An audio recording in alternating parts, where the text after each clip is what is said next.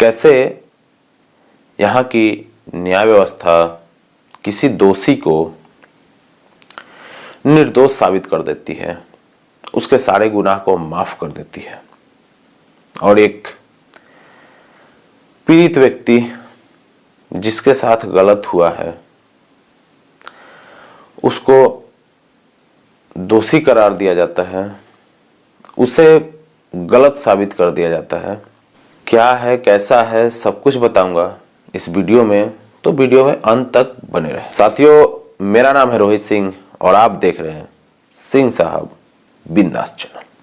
साथियों, ये बात है गोरखपुर दीवानी कचहरी की शुक्रवार 2021 की, जहां पे गोरखपुर के एक कोर्ट में, कचहरी में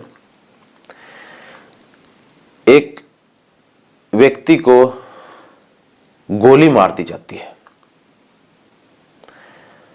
गोली मार देने के बाद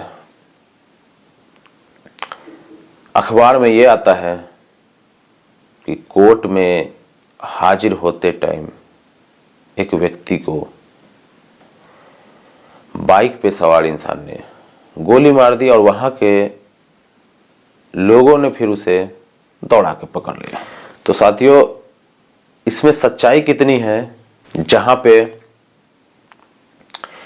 एक व्यक्ति को, एक अधेड़ उम्र से भी ज्यादा, मतलब 50 साल के आसपास का व्यक्ति गोली मार देता है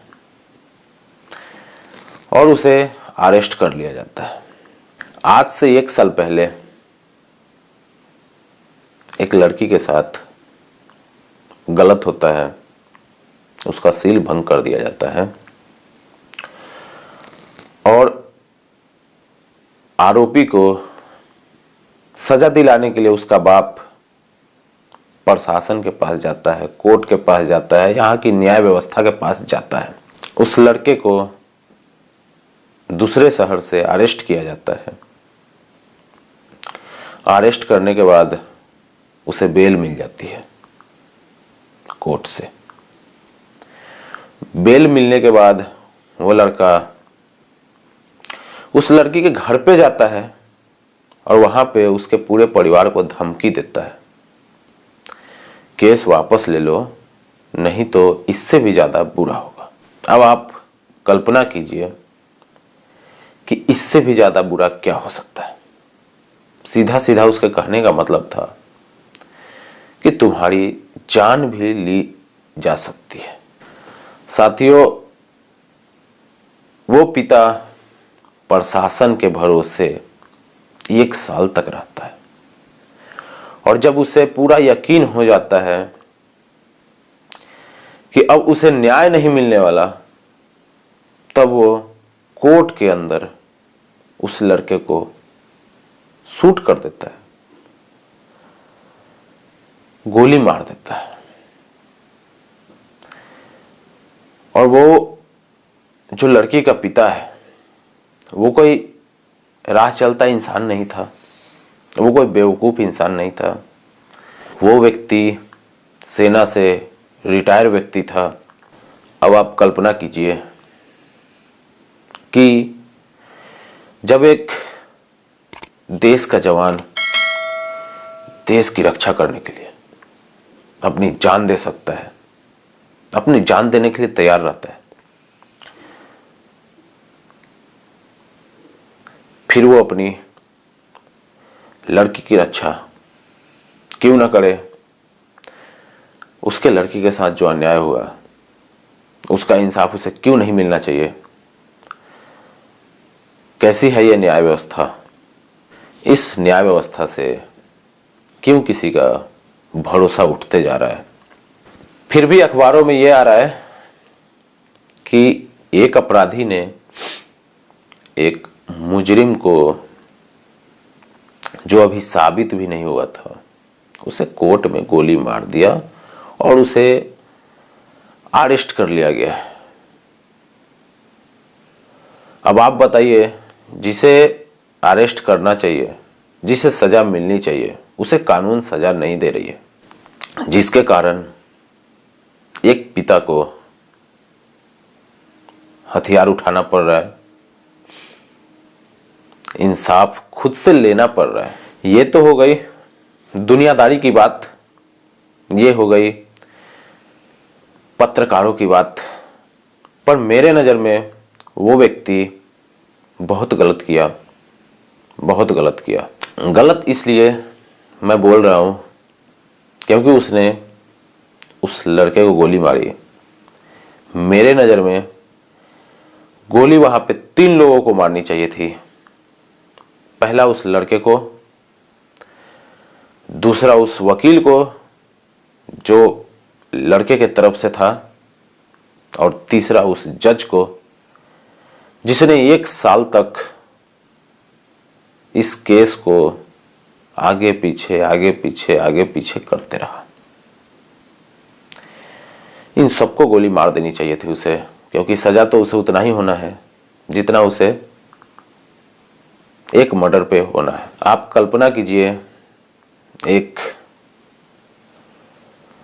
सेना से रिटायर आदमी जब अपने घर से निकलता होगा तो मोहल्ले में, समाज में किस तरह की बातें होती होगी। क्योंकि आप भले ही कहीं और के रहने वाले हो, मैं कहीं और के रहने वाला हूं, और ये जो घटना हुई है वो कहीं और हुआ है, लेकिन इंसान की फितरत जो है सब जगह एक जैसी है। समाज में वही बात होती है हर जगह, जहां आप, जैसा कि मेरे यहाँ होती है, जैसा कि आपके यहाँ होती है, वैसे ही उसके यहाँ भी होता होगा। क्या उसके मोहल्ले में ये चर्चा नहीं होती होगी कि ये लोग क्या देश की रक्षा करेंगे यार, जब इनको अपनी बेटी की रक्षा नहीं कर पाए। क्या वो इंसान सिर उठा के चल पा रहा होगा? आप कल्पना कीजिए। मेरे पास शब्द नहीं है, मेरे पास शब्द नहीं है इस विषय में बोलने के लिए। जब मैं किसी विषय पे बोलता हूं तो लोग कहते हैं कि तुम इस सरकार की बुराई कर रहे हो। तो भाई लोग, मैं किसी सरकार की बुराई नहीं करता, मैं यहाँ की न्याय व्यवस्था की बुराई करता हूँ। मैं ये बोलता हूँ कि न्याय व्यवस्था सही नहीं है, और मैं क्यों बोलता हूँ इसका एहसास आप लोगों को भी होता होगा मेरी वीडियो देख के, क्योंकि मेरे वीडियो को देखने वाले जो भी लोग हैं, मुझे मालूम है वो इतने तो बेवकूफ़ नहीं है कि टाइम पास करने के लिए मेरा वीडियो देखते हैं। तो बात है कि उसको न्याय क्यों नहीं मिली। आखिर ये न्याय व्यवस्था इतनी बेकार क्यों है, इस पे मैं